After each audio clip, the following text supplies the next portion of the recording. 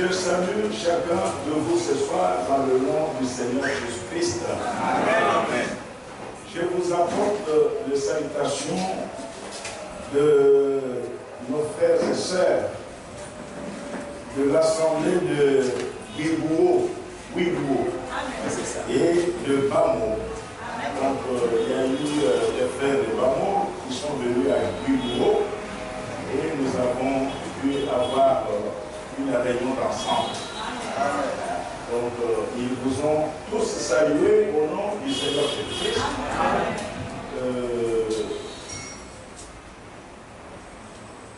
Le Seigneur a béni le voyage. Il y a eu quand même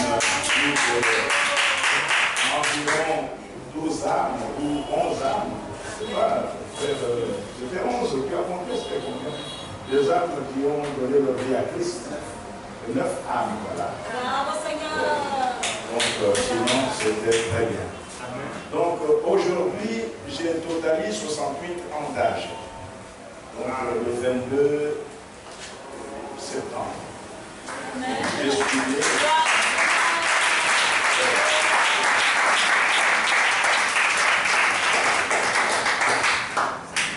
Le Seigneur nous a gardés pendant 68 ans sur la terre. Amen. Vous voyez, ce qui est surtout capital pour moi, c'est de m'avoir révélé sa parole. Amen. D'avoir reconnu le messager de cet âge et le message de cet âge. Amen. Et non seulement ça, mais de continuer d'être connecté à son plan. Amen. De reconnaître les hommes avec qui il fait l'histoire du salut. Alléluia. Dieu a utilisé William Aron, il a retiré son prophète, mais il ne s'est pas arrêté en 65. Dieu continue avec le roi de France et avec tous les domestiques dans la maison des dieux. C'est ça. Vous voyez, donc il y a eu la continuité. Et ça, c'est jusqu'à l'achèvement. Et l'achèvement, c'est pour bientôt. Amen. Bientôt, nos corps mortels revêtiront l'immortalité. Bientôt, nos corps corruptibles vont revêtir l'incorruptibilité. Vous voyez, nous aurons des yeux incorruptibles, des dents incorruptibles, des intestins incorruptibles. Donc tout sera incorruptible. Amen. C'est ça. Et nous revêtirons tous la jeunesse éternelle. Nous serons tous des jeunes. Notre Dieu n'est pas Dieu, il est jeune. C'est ça. Nous serons jeunes. Et ça sera pour l'éternité. Amen. Pour l'éternité. Donc nous sommes des gens très heureux, très bénis. Vous voyez, donc nous sommes très reconnaissants à Dieu pour ça. Alors, sans tarder, je vous invite à vous mettre debout.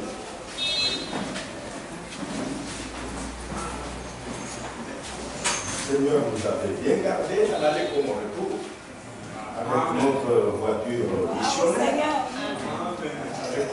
Nous avions 2 chauffeurs missionnaires, donc frère Hervé et frère Anna. Anna, ce n'est pas le Dieu de l'islam. Anna, c'est le nom de notre frère. Alors, nous allons ouvrir nos Bibles dans le livre d'Apocalypse, au chapitre 2. Nous sommes au chapitre 2. Nous avons dit l'essentiel sur l'église d'Éphèse. Et nous allons aussi donner l'essentiel sur le deuxième acte de l'église, qui est l'église de Smyrne. Vous voyez, donc il était question que le 26, je puisse rentrer à Kinshasa. Mais Dieu n'a pas voulu, il a encore prolongé de quelques jours pour qu'on puisse quand même dire l'essentiel. Sinon, ça allait rester comme ça. Apocalypse chapitre 2, nous lisons au verset 8 jusqu'au verset 11. Écrit à l'ange de l'église de Smyrne, voici ce que dit le premier et le dernier, celui qui était mort et qui est revenu à la vie. Je connais ton affliction et ta pauvreté, bien que tu sois riche. Et les calomnie de la part de ceux qui se disent juifs et ne le sont pas, mais qui sont une synagogue de Satan. Ne crains pas ce que tu vas souffrir. Voici le diable jettera quelques-uns d'entre vous en prison, afin que vous soyez éprouvés, et vous aurez une tribulation de 10 jours. Sois fidèle jusqu'à la mort, et je te donnerai la couronne de vie. Que celui qui a des oreilles entende ce que l'Esprit dit aux églises. Amen. Celui qui vaincra n'aura pas à souffrir la seconde mort. Amen. Inclinons nos têtes. Notre Père Céleste, nous te disons merci pour tout ce que tu fais pour nous, Seigneur. Tu as été avec nous dans le déplacement jusqu'à Gagnoa et jusque dans ce village-là, à Guigouo, et tu nous as ramenés, Seigneur, à protéger, et voici encore dans ce tabernacle pour proclamer les oracles de Dieu. Amen. Pour parler de Jésus-Christ. Amen. Bénis encore, Seigneur, tous nos frères, toutes nos sœurs qui sont venus ce soir pour communier autour de ta parole. Ils sont venus entendre ce que le Saint-Esprit a encore à dire à chacun de nous. Amen. Mais nous de côté, Seigneur, efface-nous complètement. Que toi, tu prennes l'autorité sur ton peuple. Que toi, par ton Saint-Esprit, tu puisses encore agir dans cette assemblée ce soir. Merci notre Dieu, bénis tes serviteurs qui œuvrent dans cette assemblée. Dans le nom du Seigneur Jésus-Christ. Amen. Amen. Amen. Vous pouvez vous asseoir.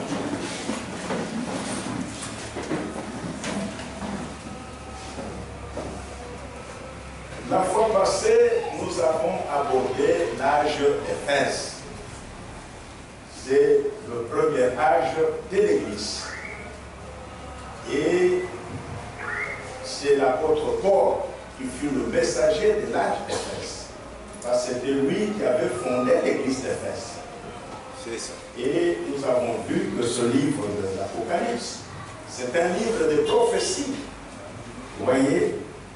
Donc, le caractère de ces églises qui se trouvaient en Asie mineure, dans la Turquie actuelle, leur caractéristique était constituée d'une prophétie pour des âges qui portent le nom de chacune de ces églises.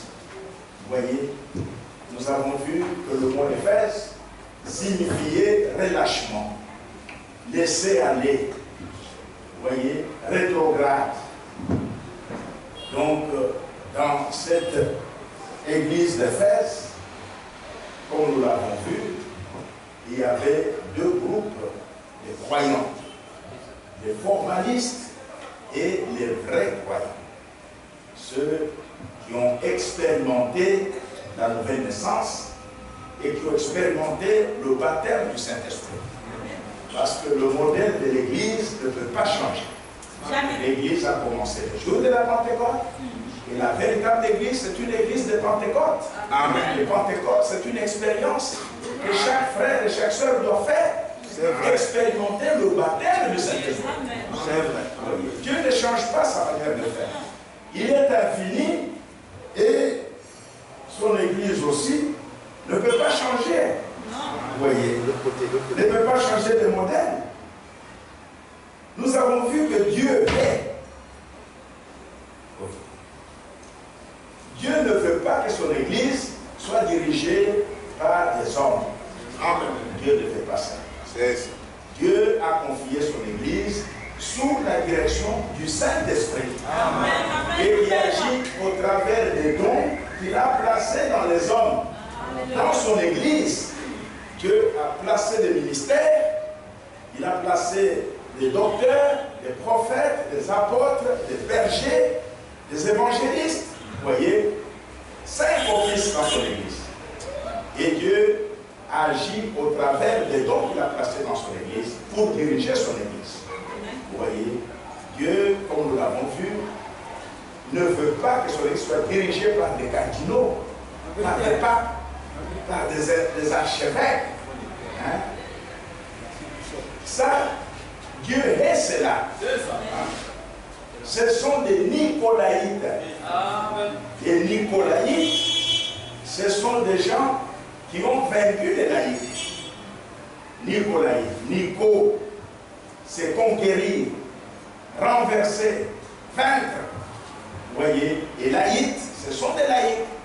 Vous voyez, donc Dieu est cela que son Église soit soumise à un ordre humain, charnel, des gens qui viennent, qui sont irrégénérés, qui n'ont pas expérimenté le salut, qui n'ont pas expérimenté la nouvelle naissance, qui sont allés manger à l'arbre de la connaissance, dans des écoles de théologie, vous voyez, qui ne connaissent rien de l'arbre de la vie, qui vont manger à ça de la connaissance, et qui sortent avec des gros diplômes, hein, docteur en théologie, docteur en droit canon, docteur en ceci. Mon Dieu est ça. Amen. Il est cela. Dans l'église du Dieu vivant, il faut des hommes et des femmes remplis du Saint-Esprit. Et le Saint-Esprit, ce n'est pas seulement pour les prédicateurs. C'est pour tout le monde. Quiconque a été appelé par le Seigneur, la promesse du baptême du Saint-Esprit, c'est pour lui aussi. Oui, c'est pour lui aussi. Chacun doit être conduit par le Saint-Esprit.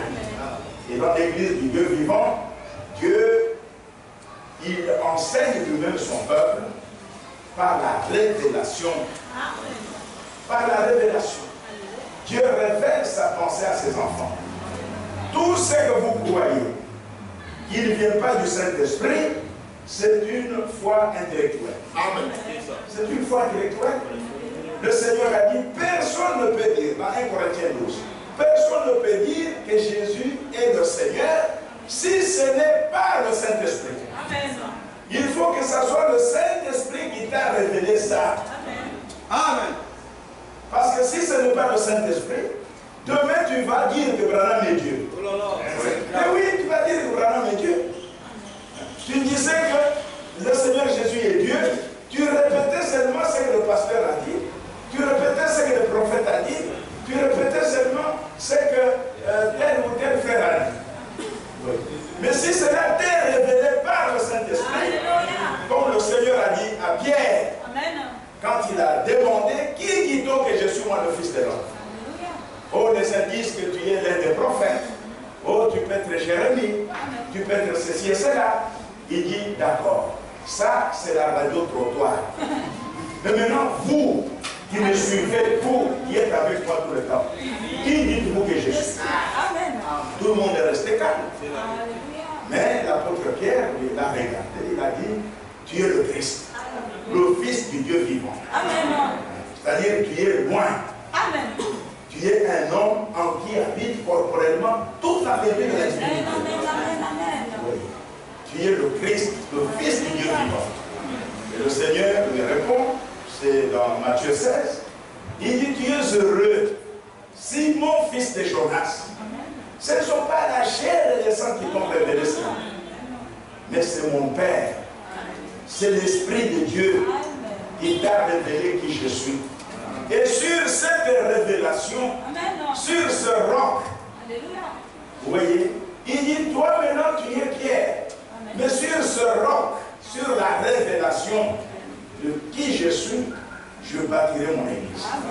Et les portes du séjour de mort ne prévaudront pas contre elle. Vous voyez? Donc ici, c'est le Saint-Esprit qui nous enseigne. C'est le Saint-Esprit qui nous révèle. Et il le révèle dans le cœur, pas dans la tête. C'est le cœur qui est touché. Et quand il te révèle ça, aucun démon ne t'arrachera ça. Mais si tu répètes seulement, oh, Branham a dit, oh, c'est le pasteur qui a dit, oh, c'est frère Blanchard qui a dit, oh, c'est frère Jossol qui a dit, tu sors ici avec Jossol a dit, frère. Non, nous ne sorons pas avec Dieu m'a dit. Amen. Amen. Dieu m'a dit, au travers de Branham, au travers de Franck, au travers d'un serviteur de Dieu, mais c'est Dieu qui m'a parlé. Ce que Dieu dit se trouve dans la Bible. Vous voyez, Amen. La révélation. Regardez Caïn et Abel. Quand vous lisez dans Hébreux 11, ils ont offert à Dieu des offrandes. Mais Caïn, qu'est-ce qu'il a offert? Des fruits. Mais la Bible dit, c'est par la foi qu'Abel offrit à Dieu un sacrifice plus excellent que celui de Caïn. La foi, c'est quoi? La foi, ce n'est pas de l'imagination. La foi, c'est Dieu qui te révèle sa volonté. C'est Dieu qui lui a parlé, qui lui a dit, Abel, le péché n'est pas entré par le fruit dans la bouche. C'est par la voie du sexe. Par la voie du sang, le péché est entré. Et pour purifier le péché, il faut le sang d'un substitut innocent. C'est Dieu qui a enseigné ça à Abel. Amen. C'est ça, et Abel a cru ça. C'est ça la révélation. La foi vient de ce qu'on entend. Et ce qu'on entend vient de la parole de Christ. La parole de Dieu. C'est juste, frère. C'est Dieu qui lui a révélé. Il n'a pas révélé ça à Caïn. Caïn était du serpent. Amen. Il a révélé à Abel. Vous voyez, à ses enfants, Dieu donne la révélation. Il donne la révélation de sa volonté, de sa parole. Et quand c'est Dieu qui t'a révélé, ça devient esprit et vie en toi. Personne ne peut t'arracher ça. Vous voyez. Et cela va agir en toi. Ça devient esprit et vie. Vous voyez. Donc la révélation, c'est le moyen que Dieu utilise pour transmettre sa volonté à ses enfants. Vous voyez. Donc ce n'est pas par l'intellect, ce n'est pas la chair et le sang, non. Regardez Pilate. Pilate, il demande à Jésus, es-tu le roi des Juifs? Jésus lui répondit, tu l'as dit de toi-même ou quelqu'un d'autre te l'a-t-il dit de moi? Est-ce que tu le dis? Est-ce que cela t'est révélé dans ton cœur? Et tu dis ça parce qu'il disait c'était la vérité. Oui. Jésus était le roi des Juifs. C'était la vérité. Oui. Maintenant le problème, est-ce que tu le dis de toi-même? Est-ce que Dieu te l'a révélé dans ton cœur? Ou bien tu répètes seulement ce que les gens racontent? C'est ça le point. Ok. Il faut que ce soit Dieu qui t'a révélé ça. Et lui-même a dit, est-ce que c'est moi? D'ailleurs, c'est ton peuple qui... Ce sont les gens qui racontent ça. Donc ce n'était pas une révélation. Pourtant ce qu'il disait, c'était vrai. Jésus est le roi des Juifs. Mais il ne le disait pas par la révélation du Saint-Esprit. Il le répétait seulement des accusateurs. Et voilà, il dit qu'il est le roi des Juifs. Oui. Pourtant il l'était. Voyez, il faut que cela te soit révélé par le Saint-Esprit. Pendant que nous prêchons ici, Dieu traite avec ses enfants. Son esprit révèle sa parole dans chaque cœur. Vous voyez, et là tu es un homme heureux, comme Pierre. Ce n'est pas la chair et le sang qui t'a révélé cela, mais c'est l'Esprit de Dieu qui te l'a révélé. Vous voyez. Alors, revenons à Apocalypse chapitre 2. Chapitre 2. Écrit au verset 8. Écrit à l'ange de l'église de Smyrne. Écrit à l'ange. La lettre est d'abord adressée au messager de l'église, au messager de l'âge. Vous voyez? Et au travers de cette lettre, Dieu, l'Esprit, s'adresse à tous ceux qui sont derrière ce ministère-là. Vous voyez, qui sont de cet âge-là. Et l'ange de l'église de Smyrne, c'était Irénée. C'est Irénée qui fut l'ange de l'église de Smyrne. Et l'église de Smyrne a commencé en l'an 170. On peut maintenant effacer ça. Hein? Ok. On peut effacer ça. Et l'église, l'âge de Smyrne, a commencé en l'an 170 jusqu'en l'an 312. Vous voyez, l'âge d'Éphèse avait commencé en 53 jusqu'en 170. Mais l'âge de Smyrne a commencé en 170 jusqu'à 312. Et le mot Smyrne signifie amer, amertume. Vous voyez, amertume.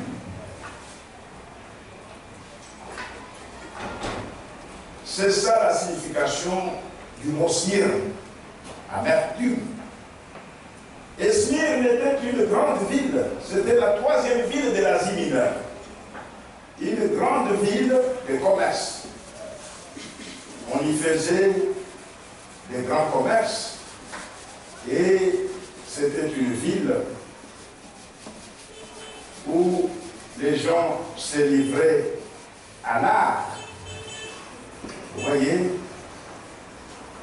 elle avait beaucoup de richesses, elle avait des temples de toutes sortes, des constructions, des écoles, même la médecine y était.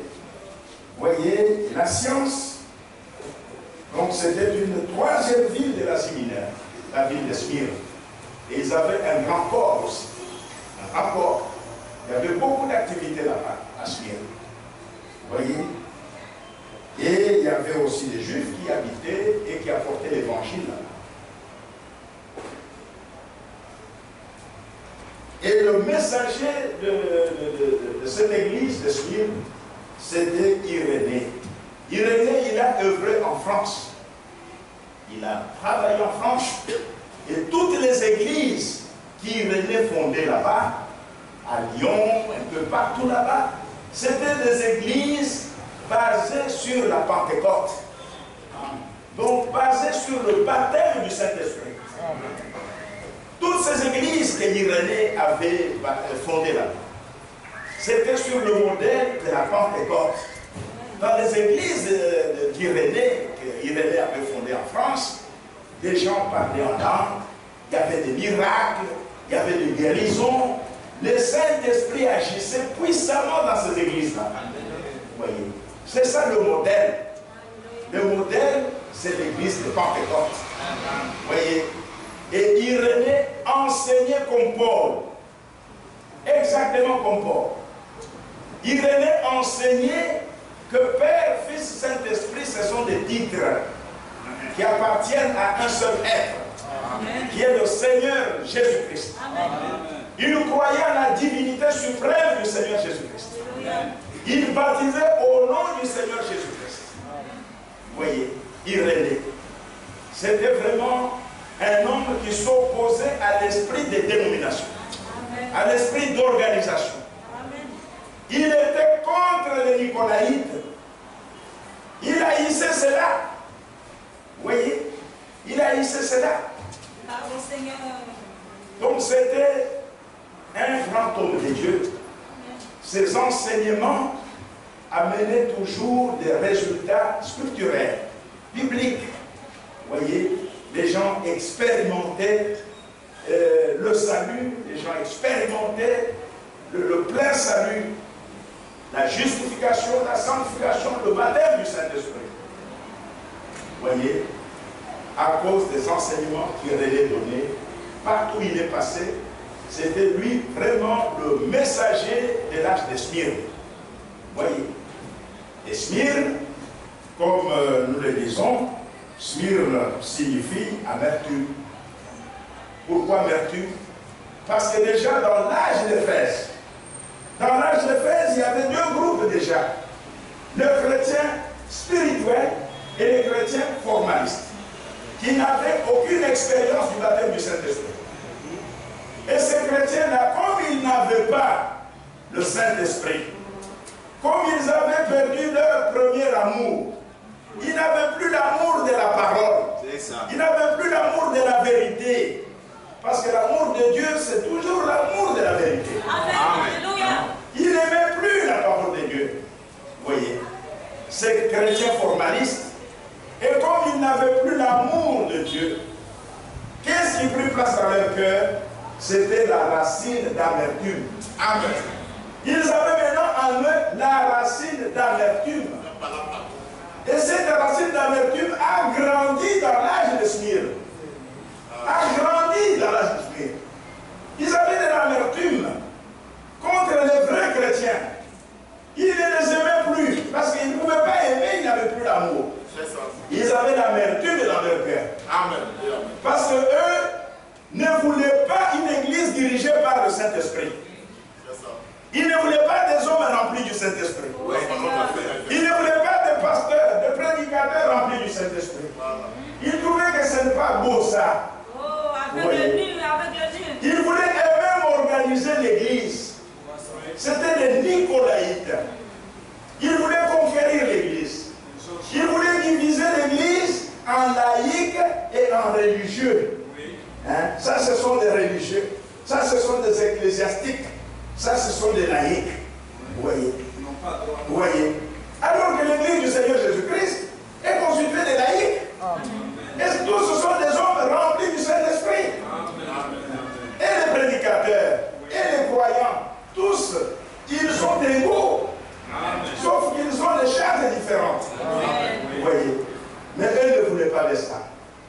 Et comme ils ne voulaient pas du Saint-Esprit, alors l'ennemi a mis dans leur cœur l'amertume, la racine d'amertume. Vous voyez? Et ça a commencé à grandir. Et ça, c'est le signe de la mort. Amen. De la mort spirituelle. Amen. Vous voyez? Ne ressemble pas à Caïn, qui était du malin, qui tua son frère. Vous voyez? Oh, Seigneur. La racine d'amertume n'a fait que grandir dans tous ces croyants formalistes. Amen. Tous ces Nicolaïtes. Vous voyez? Et ils ne voulaient pas une église dirigée par Dieu. Exactement comme Israël au temps de Samuel. Ils ont dit à Samuel, donne-nous un roi, comme chez les Philistins, comme chez les autres nations. Samuel dit, mais votre roi, c'est Dieu. C'est Dieu qui vous dirige. Vous voyez? Et Dieu leur avait donné un prophète. Mais il ne voulait pas de ça. Il voulait être comme les autres nations. Et c'est ce qui est arrivé dans l'âge de Perse. Vous voyez, les gens voulaient organiser l'église à leur manière. Ils voulaient une église où il y a des papes, où il y a des cardinaux, où il y a des archevêques, hein, où il y a des histoires comme ça. Vous voyez, où il faut envoyer des gens étudier dans des séminaires, dans des grands séminaires, dans des écoles bibliques, pour former des prédicateurs. Vous voyez. Donc, vous allez former quelle sorte de prédicateurs? Des gens irrégénérés. Hein? Il sort de l'école biblique, il a son diplôme bien sûr, mais il ne connaît pas Dieu. Il n'a aucune relation avec Dieu. Il ne connaît que la matière qu'on lui a mis dans la tête, la philosophie et je sais quoi. C'est ça qui va rebobiner. Mais sa vie, c'est la vie de pécheur. C'est quelqu'un qui ne connaît pas Dieu. Amen. Voyez. Voilà ce que les Nicolaïtes cherchaient. Voilà ce qu'ils voulaient introduire dans l'église. Et dans l'âge de Smyrne, cette amertume a cru, n'a fait que croître. C'était une église des gens qui étaient en train de mourir spirituellement. Mais malgré ça, il y avait toujours les hommes de l'église spirituelle. Alléluia. À côté de cette église formaliste. Amen. Vous voyez. Donc, alors, le Seigneur ressuscité, parlant à cette église de Smyrne, revenons à l'écriture, il dit, écrit à l'ange de l'église de Smyrne, voici ce que dit le premier et le dernier, celui qui était mort et qui est revenu à la vie. Le Seigneur présente toujours sa divinité. Il se présente parce que dans cet âge de Smyrne, c'est l'âge de la persécution. Les gens seront persécutés à mort. Maintenant, lui se présente à cet âge il ne craignait pas la mort. Moi-même, j'étais mort. Et je suis revenu à la vie.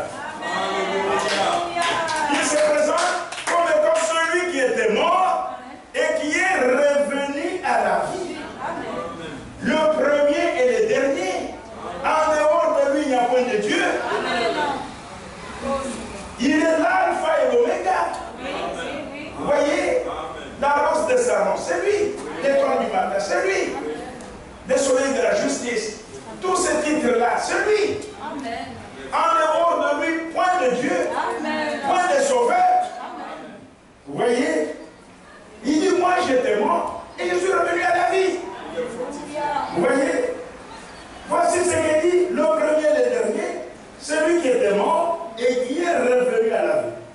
Je connais ton affliction et ta pauvreté. Il n'avait plus de biens matériels. Ils étaient persécutés, ils fouillaient, ils abandonnaient tout. Ils abandonnaient tout, mes amis.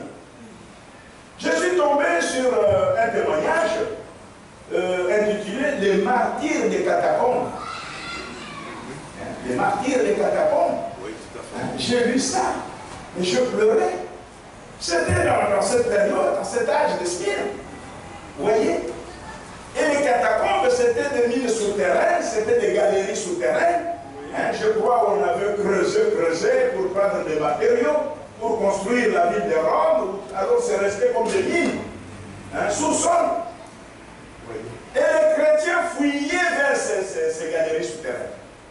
À cause de la persécution. À cause de la persécution. Je pourrais revenir sur ce témoignage, le martyr de catacombes. C'était terrible, les amis. Et Dieu leur dit, le Seigneur ressuscité leur dit, je connais ton affliction.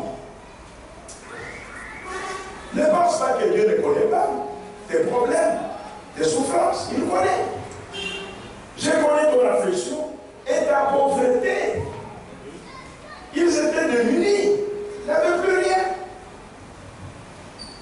Il dit bien que tu sois riche. Oui, nous sommes riches en Dieu. Amen. Nous sommes riches, nous sommes des héritiers de Dieu. Co-héritiers de Christ. Amen. Amen. Amen. Mais apparemment, ils étaient pauvres. Voyez, le Seigneur dit, je connais tout ça, je connais ton affliction et ta pauvreté, bien que tu sois riche. Et les calomnies de la part de ceux qui se disent juifs et ne le sont pas, mais qui sont une synagogue de Satan. C'est Nicolaïte. Leur rassemblement. Dieu appelle ça la synagogue de Satan. C'est ça. Dieu n'est pas avec eux. C'est Satan qui est avec eux. Et ils se disent, nous sommes des juifs. Nous sommes des... C'est nous les vrais chrétiens. C'est nous qui avons Dieu.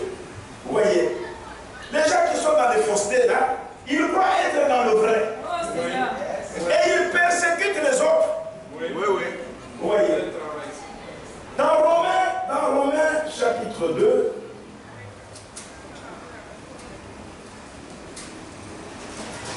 dans Romains au chapitre 2, nous lisons ceci. Au verset 28, le juif, ce n'est pas celui qui en a les apparences. Et la circoncision, ce n'est pas celle qui est visible dans la chair. Mais le juif, c'est celui qui l'est intérieurement. C'est ça. Et la circoncision, c'est celle du cœur, selon l'esprit, et non selon la lettre. Amen. Voyez, la louange de ces juifs ne vient pas des hommes, mais de Dieu. Voyez, le vrai juif, c'est celui-là qui est né de nouveau. Amen. Et qui est baptisé du Saint-Esprit. C'est ça le vrai chrétien. Dieu n'a pas changé son modèle d'église. C'est toujours le modèle de Pentecôte.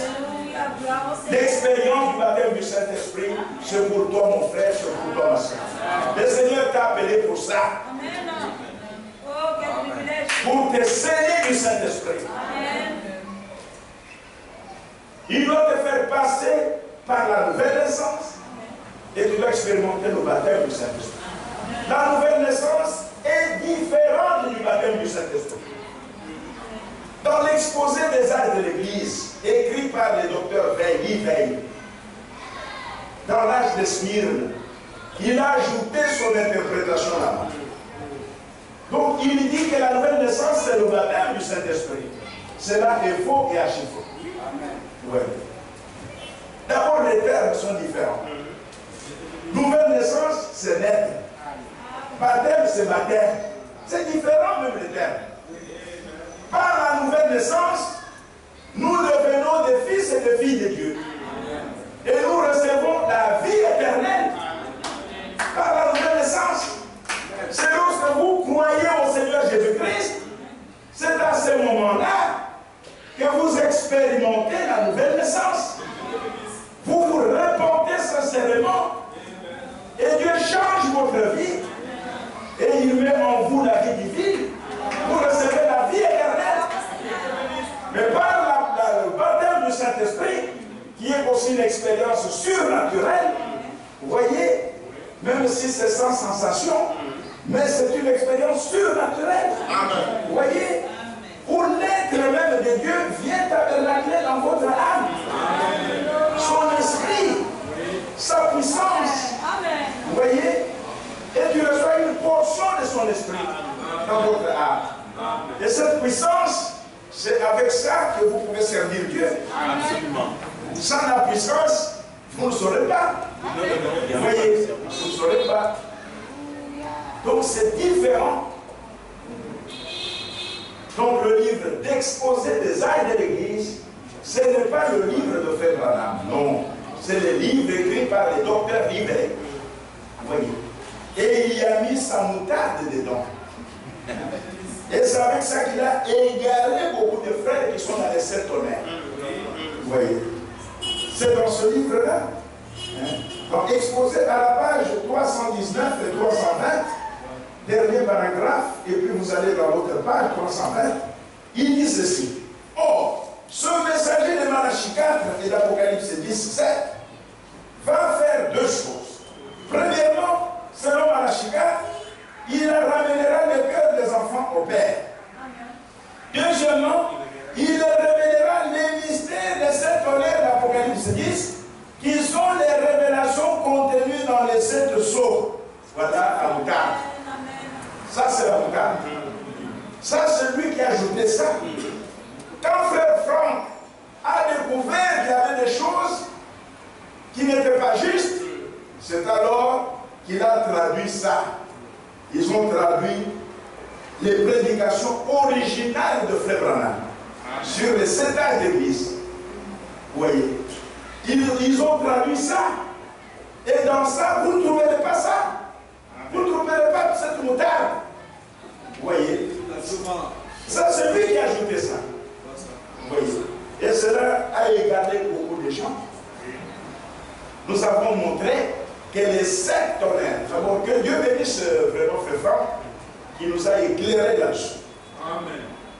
La différence entre les 7 tonnerres ou les 7 explosions à la montagne du soleil couchant, amen, cela était en rapport avec l'ouverture des sceaux.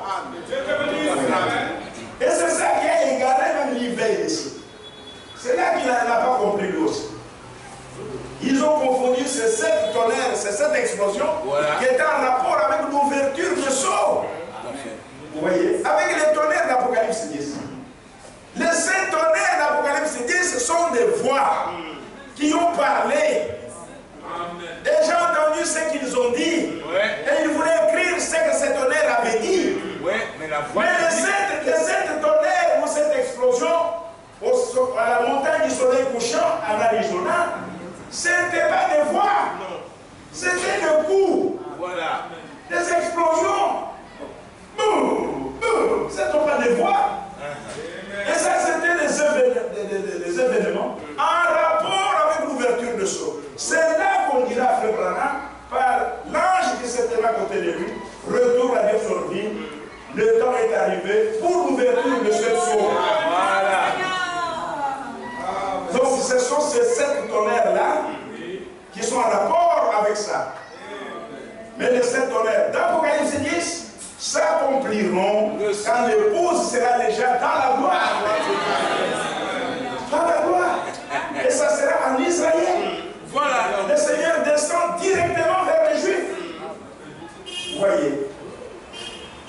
ça la parole. Et pourquoi ces égarements? C'est parce que les gens ne veulent pas écouter les envoyés de Dieu. Ils n'ont pas voulu écouter celui que le Seigneur a établi sur les domestiques de sa maison pour leur enseigner le message. La parole est révélée de l'heure. C'est pourquoi ils se sont égarés. Vous voyez? Et nous, qui nous sommes humiliés sous la main puissante de Dieu, Dieu nous enseigne au travers de ce mystère. Vous voyez? Et il nous a préservés de toutes ces fausses doctrines. Vous voyez? De toutes ces fausses doctrines. Ainsi, revenons à l'âge de Smyrne.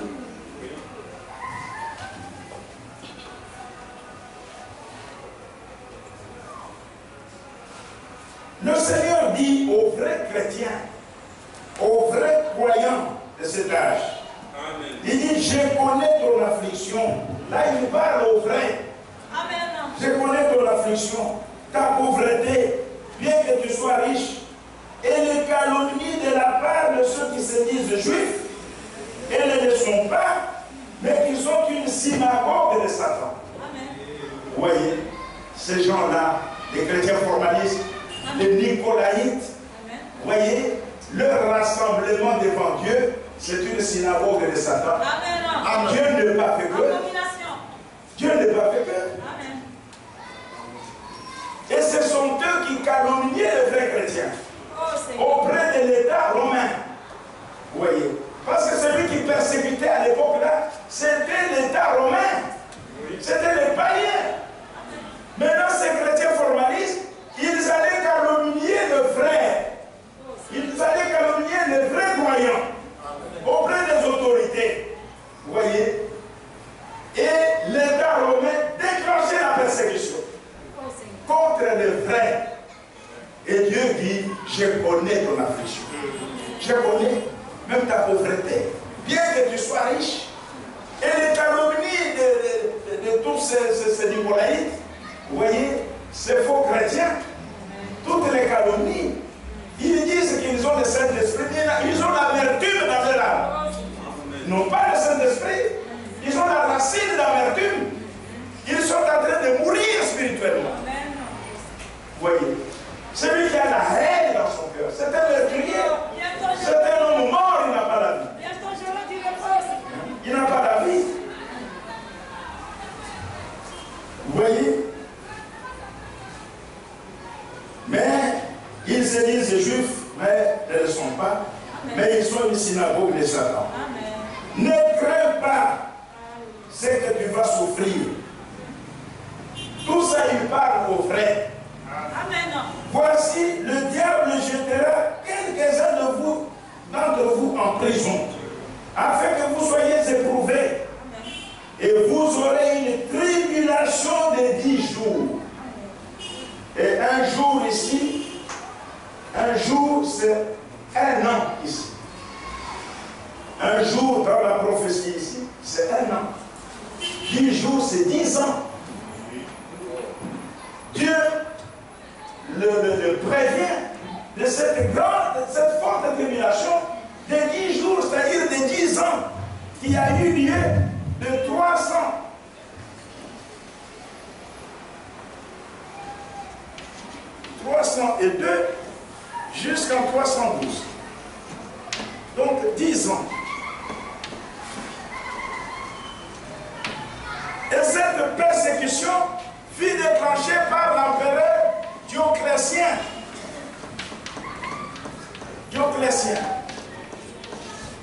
Donc, après l'empereur Néron, parce que Néron était aussi un sanguinaire, celui qui a fait décapiter Paul, qui a fait trancher la tête de Paul, vers les années 66 de notre ère. Mais après Néron, le plus sanguinaire, c'est celui-ci, Dioclétien.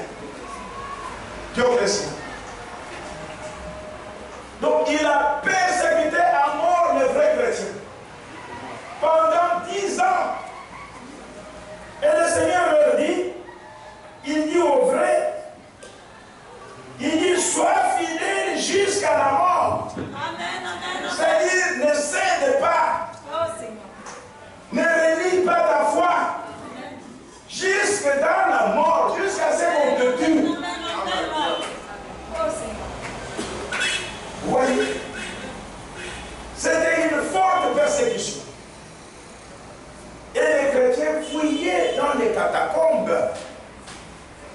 Et dans ce témoignage dont je vous ai parlé, les martyrs des catacombes, on raconte l'histoire d'un jeune frère et d'un officier de l'armée romaine. Vous voyez, il s'appelait, je crois, Marcus. Et le jeune frère, c'était Pollio.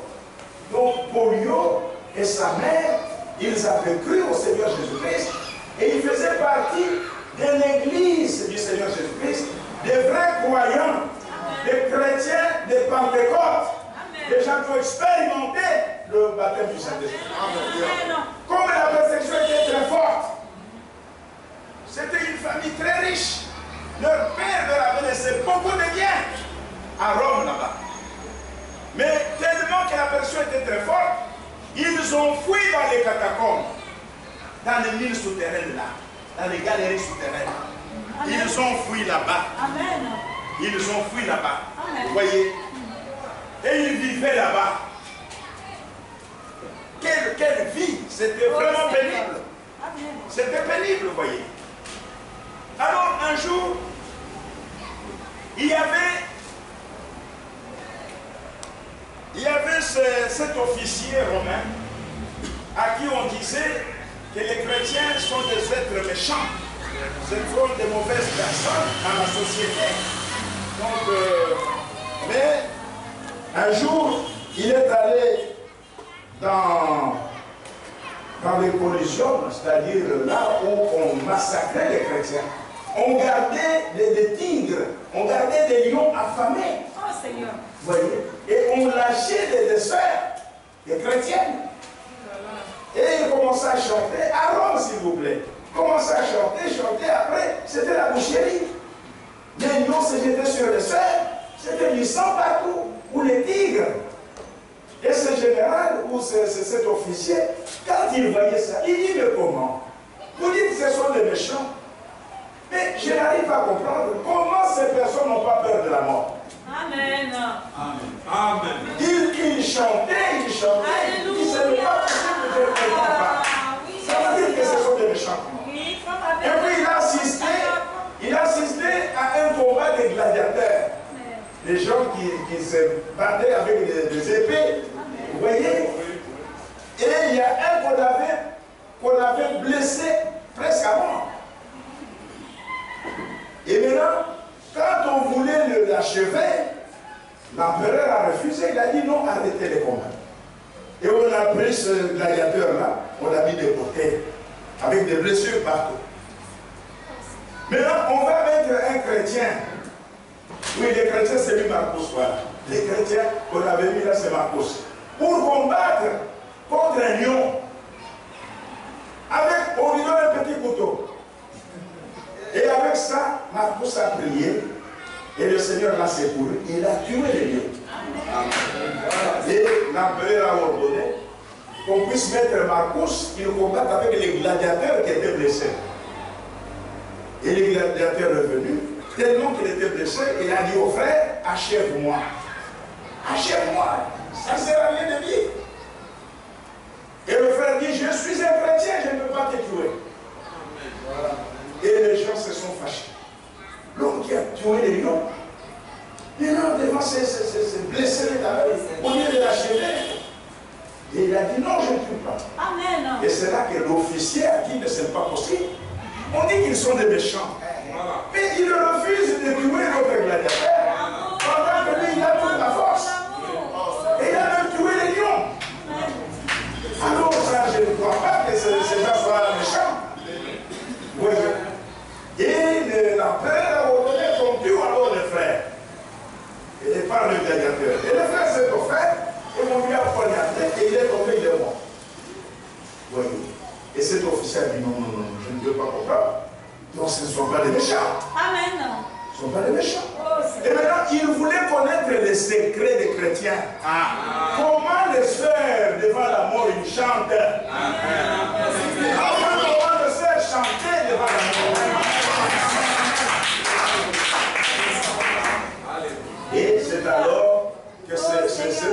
officier-là, on l'avait maintenant nommé parmi ceux qui devaient traquer les chrétiens dans les catacombes. Oui. Et un jour, le jeune chrétien Polio, ils sont venus chercher à manger. Puisqu'il y avait une équipe qui venait chercher de la nourriture pour aller ravitailler ceux qui étaient dans les catacombes. Et il est venu, on l'a attrapé. Ils étaient à deux avec le plus âgé a fui, et Polio, on l'attrape. Et on l'a mené chez cet officier-là. L'officier lui a dit, aujourd'hui, tu vas m'amener dans les catacombes. Je dois connaître le secret des chrétiens. Pourquoi eux n'ont pas peur de la mort? Moi, pour aller à la mort, je dois me droguer. Devant la mort, je me drogue. Mais comment les chrétiens, même les femmes chantent devant les lions? Ce n'est pas possible. Oui. Et le jeune Polio lui a dit, je ne peux pas trahir mes frères. Je ne peux pas trahir. Tu vas les tuer là. Il dit non, il y a le jure de moi par tes dieux païens. Et il a juré par Zeus, par Jupiter, par... Il dit bon, allons-y. Et ils sont partis avec Polio. Ils sont arrivés là-bas. Les frères étaient en prière. Là, ils avaient des lanternes. C'était noir là. Ils utilisaient des lanternes. Et ils étaient en prière. Il y avait une forte onction là-bas. Et il y avait un vieux pasteur qui était en train d'exhorter. Et l'officier a dit non, Polio reste là-bas. Hein? Parce que pour entrer là-bas, c'est difficile. Il faut un guide. Polio a allumé la lanterne et l'homme a commencé à les suivre. Parce qu'il n'y a que des courbures, rien que et jusqu'à ce qu'ils ont trouvé les frères en prière. Et dès que les frères ont vu le militaire en tenue, parce que Polio était resté à côté, ils ont paniqué. Ils se sont dit quoi? Jusqu'ici. Qu'est-ce qui se passe? Et après, ils ont vu Polio qui est après. Ils se sont dit, oh, il a trahi ou qu'est-ce que c'est? Et l'officier a dit, n'ayez pas peur.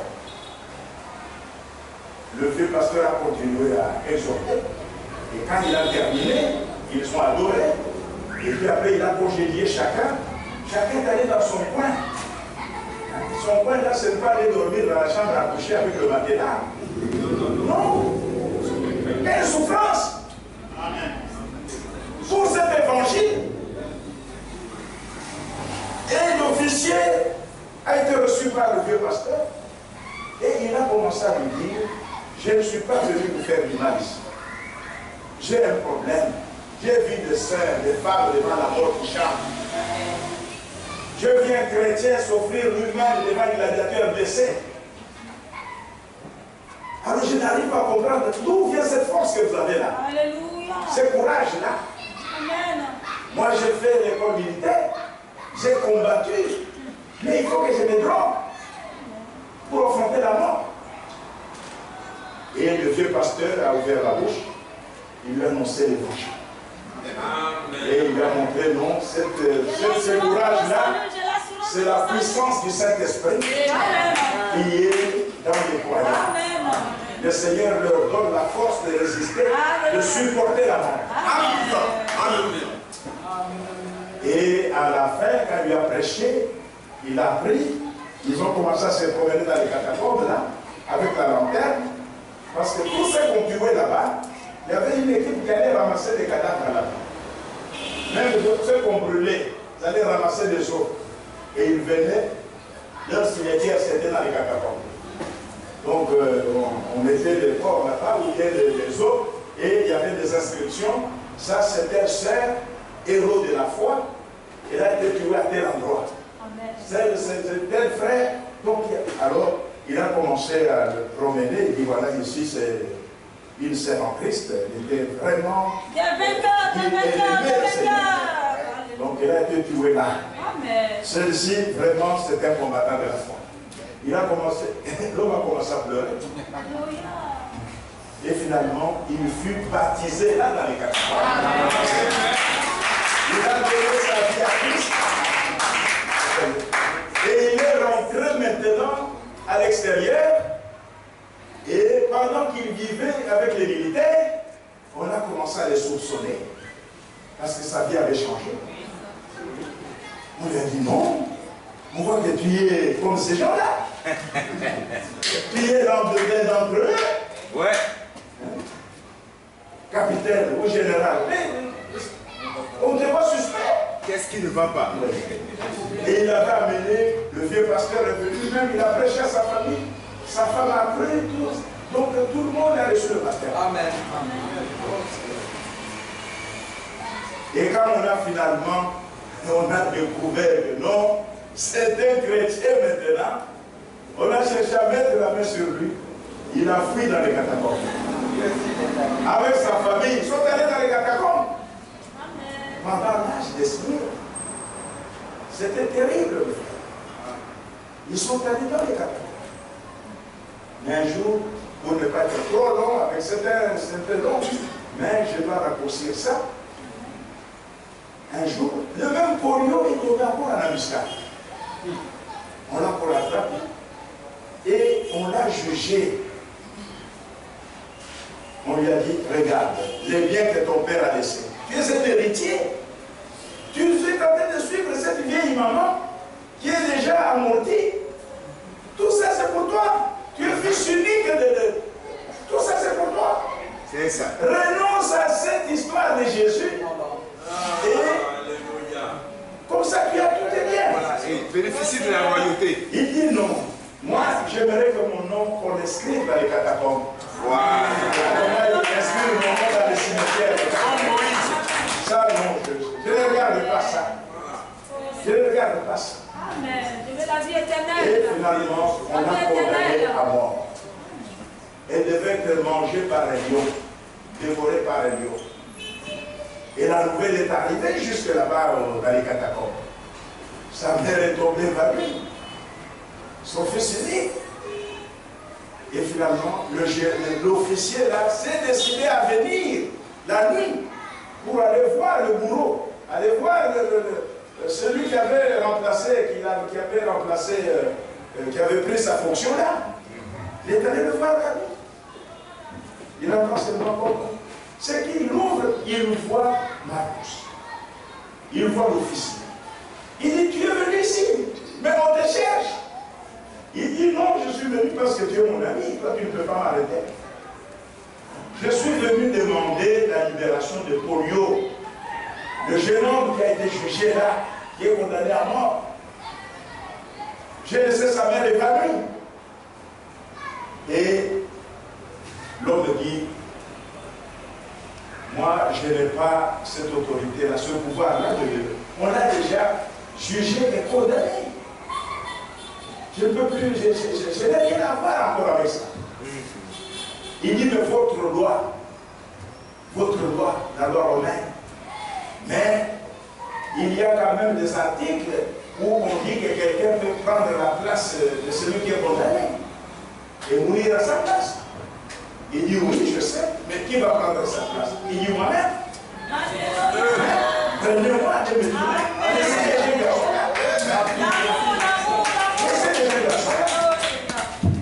il dit, mais ce n'est pas possible, mon ami. Tu es jusqu'à ce niveau. Mais oui, jusqu'à ce niveau. Et finalement, la sentence était très forte et on l'a amené dans l'arène, la collision là. Ça existe jusqu'à aujourd'hui. À Rome. Une histoire comme un amphithéâtre. Et on l'a amené là-bas. Et il devait être dévoré par les lions. Et cet officier a dit, je vais assister à ça. Donc il s'est camouflé et il est entré dans l'arène là-bas, dans l'amphithéâtre. Il s'est allé s'asseoir du côté où il y avait des autorités là. Pour assister, voir comment il sera mangé par les lions. Et on a fait sortir les jeunes hommes. Les jeunes hommes se mit à prier. On a commencé à prier, on a lâché les lions. Les lions ont commencé à faire des tours du stade là. Parce qu'ils étaient déjà habitués avec les gens crier. Et les lions étaient contents. Et pour lui en train de prier. Et quand il a terminé de prier, il a commencé à chanter. Et les lions maintenant s'est dirigé vers l'enfant, le jeune garçon. Et c'était la boucherie. Le sang coule. Et on entend dans le podium là-bas quelqu'un qui crie. Il dit, vous êtes des lâches. Vous êtes tous des lâches. Mais ce qui là-bas, quand on a regardé, c'était l'officier, le frère Marcus. Et l'empereur a dit, arrêtez-les. On l'a arrêté. Et lui, on ne va pas le donner au lion. Lui, on a décidé, on doit le brûler vif.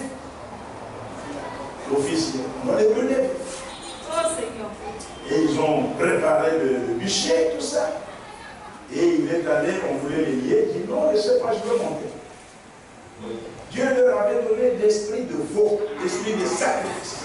Amen. Ça acceptait de mourir, mais de garder la foi. Amen. Parce que le Seigneur leur dit, sois fidèle jusqu'à la mort. Amen. Ne lâche pas. Amen. Ne lâche pas. Sois fidèle jusqu'à la mort. Vous arrêtez les sers, vous coupez les seins, le sang coulé, puis le tombe morte.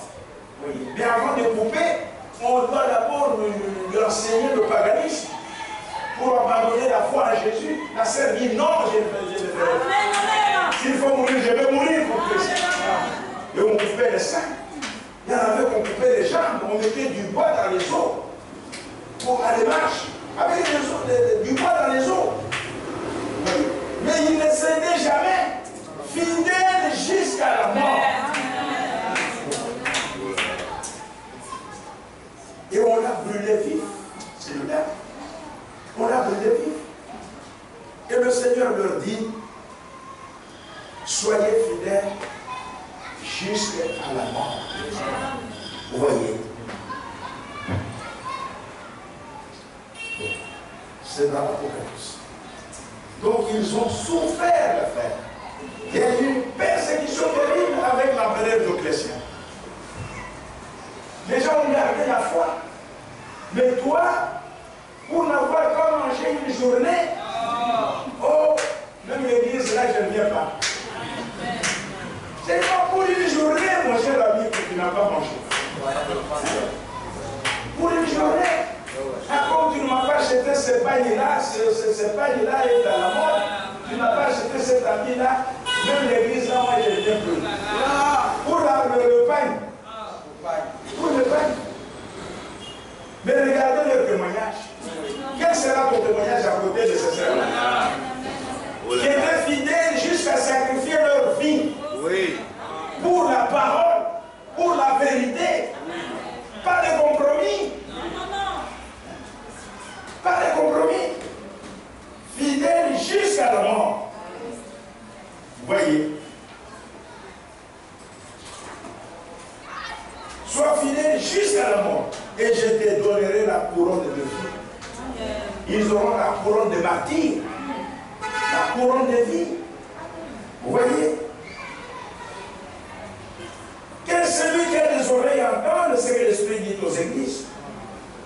Celui qui vaincra n'aura pas à souffrir la seconde mort. Amen. Cette promesse, c'est pour tous les vainqueurs dans tous les âges. Amen. Tous les vainqueurs dans tous les âges. Oui. Nous n'aurons pas à souffrir la seconde mort. Amen. Absolument. Mais à eux, il a été dit, sois fidèles jusqu'à la mort. Amen. Même si on tue le corps, vous voyez, mais ils ne tueront jamais votre âme. Amen. Sois fidèle jusqu'à la mort. Tu n'auras plus à souffrir la seconde mort. Et la seconde mort, c'est la mort de l'âme. La première mort, c'est quand l'âme sort du corps. Et le corps tombe. Vous voyez, la mort du corps, c'est la première mort. Mais ce n'est rien ça. C'est rien. Il faut craindre la seconde mort. L'âme qui pêche, c'est celle qui mourra. La seconde mort, Dieu va retirer le souffle de l'esprit qui est dans l'âme. Il va retirer ça. Vous savez, quand il a créé l'homme, il a soufflé dans ses narines le souffle de vie. Et l'âme est devenue une âme vivante. Mais Dieu va séparer ça. Il retire le souffle de l'esprit. Et cette âme sera jetée dans les temps de feu. Dans les temps ardents de feu. Et elle sera consumée là-bas. Mais elle ne vivra pas éternellement dans l'enfer.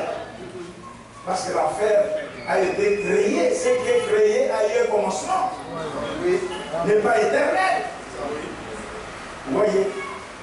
Et cette âme n'a pas la vie éternelle pour vivre éternellement en enfer. Elle sera consumée, mais on ne sait pas combien de temps cela va faire. Mais en fin de compte, toutes ces âmes-là qui ont rejeté la croix, qui ont rejeté le sacrifice de Jésus-Christ, toutes ces âmes-là, elles vont mourir toutes. Vous voyez? Elles seront jetées dans les temps ardents de feu et de soufre. Et c'est ça la seconde mort. La mort de l'âme. Et ces âmes-là disparaîtront. On ne les verra plus dans l'éternité. Ça sera fini pour eux, pour elles. Celui qui vaincra quoi? Les dénominations. Les Nicolaïtes, celui qui va vaincre toutes ces choses-là. Vaincre le monde, vaincre le péché, vaincre les organisations faites de main d'homme.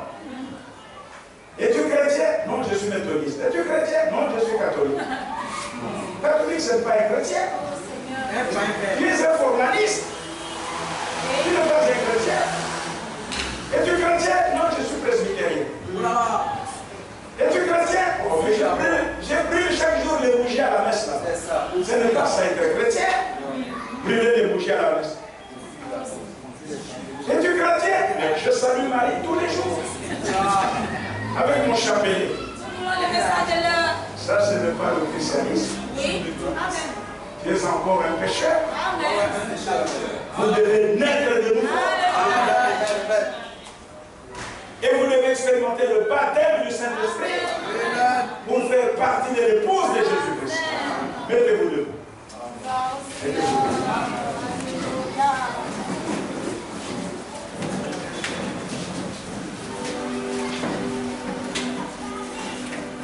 Vous connaissez le cantique dans ce monde pervers et agité. Dans ce monde pervers et agité, Seigneur, tu m'as aimé, tu m'as cherché et m'as trouvé. Oui, ton amour est grand pour moi.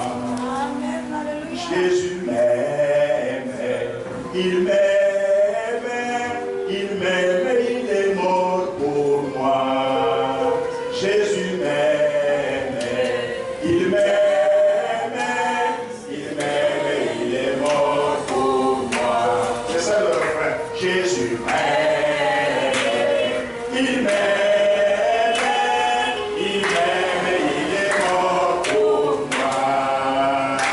Jésus m'aime, il m'aime, il m'aime, il est mort pour moi. Oh, il m'aime, Jésus m'aime, il m'aime, il m'aime, il est mort pour moi. Jésus m'aime, il m'aime,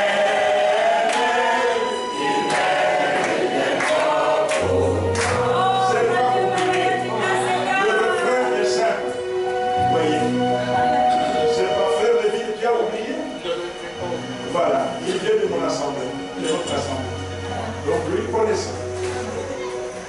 Jésus m'aime, il m'aime, il m'aime, il est mort pour moi. Jésus m'aime, il m'aime, il est mort pour moi. Oh, il m'aime, il m'aime, il m'aime, il est mort pour moi.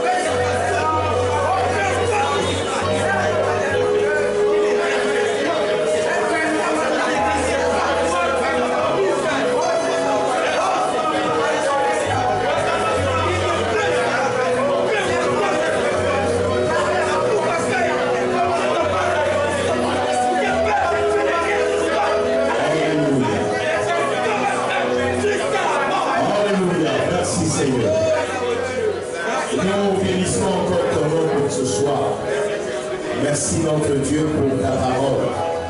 Laisse maintenant, oh Dieu, que cette parole soit ruminée dans le cœur de chacun d'entre nous, jusqu'à produire la vie éternelle, Seigneur. Nous nous abandonnons encore entre tes mains au Père, sachant que notre Dieu, sans toi, nous ne pouvons rien faire. Souviens-toi de chacun d'entre nous. Bénis nos âmes à rester fidèles à ta parole, à être attachés à toi, Seigneur, comme ces martyrs de catacombes, au Père bien-aimé, à pouvoir même mourir avec toi, mon Dieu, à supporter toutes choses, mais seulement à capter l'évangile dans notre cœur. Qu'il en soit ici, oh Dieu, accorde cette grâce, nous le demandons au nom de Jésus. Amen. Amen et amen. Dieu bénisse chaque frère et chaque soeur pour s'asseoir. Nous avons fini pour ce soir, nous allons rentrer. Information importante.